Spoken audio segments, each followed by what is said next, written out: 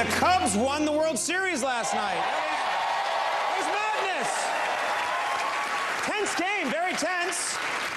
Yeah, the Cubs had a solid lead, and then it became tied in the 8th inning when the FBI started investigating the Cubs' emails. I don't know if you saw that. You know who's from Illinois and is a big Cubs fan is Hillary Clinton.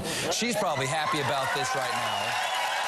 And she could really use any good news since the FBI announced they may have discovered more of her emails. She really should have hidden them wherever Donald Trump keeps his taxes, because we can't find those anywhere.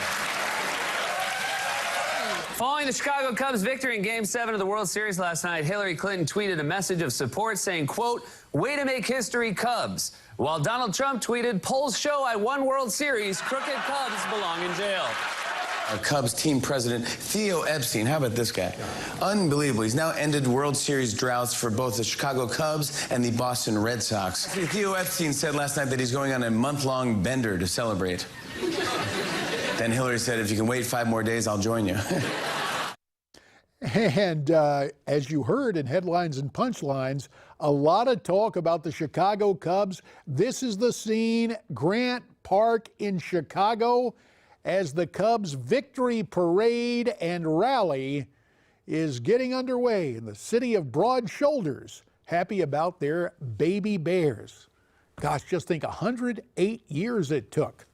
So, there we have the Cubs from aloft. I don't know if that was a drone shot or not, but I don't want to drone on. I want to talk to you at 1-877-NEWSMAX. That's 1-877-639-7629. And this will be a group discussion because we continue to welcome in our panelists from the Daily Beast, columnist Barrett Holmes Pitner, who is joining us from Newsmax Washington, and from down by the bayou, the co-chair of the Trump Louisiana campaign, Jeff Crouere. And we have got calls, gentlemen. Let's kick it off in Arkansas. Verlin is on the phone. Verlin, welcome to America Talks Live. Hi, Verlin, are you there? Yes, I'm here, JD. Hey, good to hear from you. You got a question for us, I understand. Yeah, I got a 3-part deal I want to know about. Okay, let's go. I'd like to know why the populist vote doesn't sway the electoral votes. I think that's the way it should be. Okay, well, let's take it. As you may know, and feel free, gentlemen, as you're listening to Verlin's question to chime in, you may have a different take on this. As we go back to high school civics, you have a popular vote and the electoral vote. Now, the way it works traditionally is the electoral vote, when you go to cast your vote in the different states, you're actually voting for a slate of electors. Each state gets the number of electoral votes based on the size of its congressional delegation plus its 2 United States senators. Take, for example, my native North Carolina. As it's been growing now, it has 13 congressional districts, 2 senators. That's 15 electoral votes. Typically, and the other reason I mentioned North Carolina is because in 1968, an elector who had been promised to Richard Nixon when the Electoral College met, he actually cast his vote for Governor George Wallace of Alabama. You have that situation in most of the states. Now, you do have a couple of exceptions, Nebraska and Maine, where electoral votes are decided by the congressional districts. Let me defer to you, gents, either Jeff or Barrett, if you want to chime in on this question about the electoral vote and how we get further. Otherwise, I'll take it to its natural culmination. Anybody feel persuaded to get in on this civics discussion of the electoral vote? Well, let me just share with you here in Louisiana, JD. We went through a whole process with the Republican State Party to choose the electors who would be representing Donald Trump. And there was a lot of discussion as to making sure that none of these people would flip and go rogue and go for, a write-in candidate like a Mitt Romney or a John McCain or something. So it was very important to pick people that were going to stay true and loyal to the winner of the state. And down here, Donald Trump is obviously going to be the clear winner. And Barrett, you wanted to add in a couple of things. Go ahead, sir.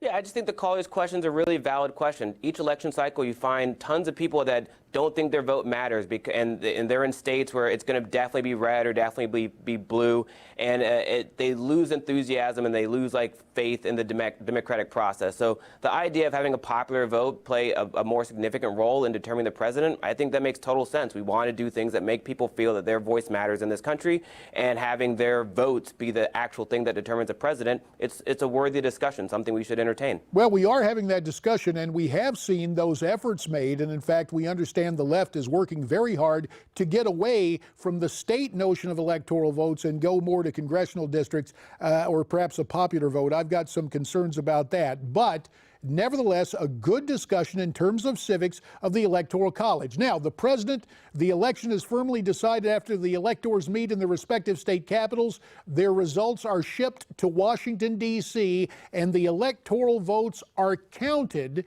before a joint session of Congress. It's been my privilege to be there to see that practice go on. That's the way we elect the president. Verlin, thanks for the call from Arkansas.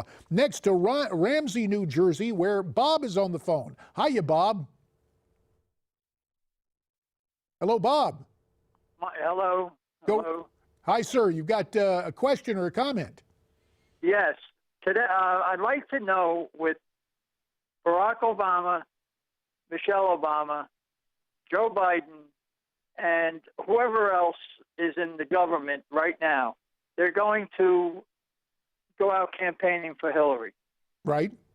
We know when the president moves, it costs a lot of money with security and things like that. And also, there's, it's not 50 cents a gallon to, fuel Air Force One.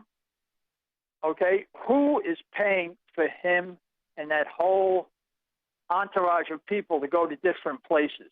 Well, here's the deal. Coming out of our taxes, and it goes towards the $19 trillion.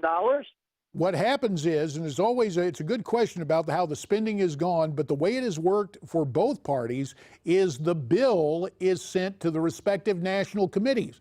Since Mr. Obama is a Democrat, the Democrat National Committee is billed for the use of Air Force One, billed for the security. Quite often you will see the president of either party weave in an official visit, so it's partially paid by the taxpayers, partially paid by their political party, but that's the way that works. Let me turn to either Jeff or Barrett. Anything else you want to say on that? JD, yeah. Can I make a comment? Sure. Trump made this point on the campaign trail the other day. We've got all these problems. We've got job loss. We've got the borders open. We've got ISIS attacks. We've got cultural problems. We've got crime problems. And the president's on the campaign trail. He's not doing his job. He's campaigner-in-chief. He's not commander-in-chief. And it's just wrong. To me, it says, again, he's putting politics first. And he's done this really throughout his 8 years. He loves campaigning. He's just not a very good leader. Well, but the fact is, you use any advantage you have. And Barrett, you're probably quick to point out, for whatever reason, Mr. Gore didn't use Mr. Clinton, nor did Mr. Nixon utilize President Eisenhower. And apparently Mr. Obama wants to go out and campaign for Hillary. He enjoys it. And I guess you think it's a feather in Hillary's cap to have him on the trail. Well, people seem to forget that Barack Obama is an incredibly popular two-term president, more popular than many two-term presidents. I bet a lot of previous two-term presidents would have gotten on the stump and campaigned for their successor if they were half as popular as Obama was. There was a reason George W. Bush wasn't on the campaign trail. There was a reason Nixon he quit. Eisenhower was not fond of Nixon when he ran against Kennedy. Like, Obama is in uncharted territory to be a two-term president this popular who is an asset to his successor on the campaign trail. And people seem to forget that and act as though Obama has been not as successful as he is. I appreciate what you're saying about Barack Obama. Let me go back in history just to correct the record. It wasn't that General or President Eisenhower wasn't fond of Mr. Nixon. Mr. Nixon failed to ask him to come out and use his immense popularity because Dick Nixon thought he could win it on his own. But then there's the whole matter of Cook County, Chicago. Gentlemen, about 30 seconds remain. Give us your predictions for Tuesday. Barrett, first to you very quickly, sir. Yeah, I'm going to go with a Clinton victory. It may be closer than we would imagine, but I think she's going to get the numbers. All right. What about it down in the Bayou country and beyond, Jeff Crouere? It's going to be Donald Trump, JD. We've seen a movement toward Trump. It's going to continue through Election Day. It's going to be just like 1980. It's going to move Trump into the White House, JD. An invigorating discussion made even more invigorating by the presence of Barrett from Washington and Jeff from Louisiana and you calling in. Thanks to you, gents. More of your calls ahead. My old congressional colleague, Marsha Blackburn, joins us when we come back.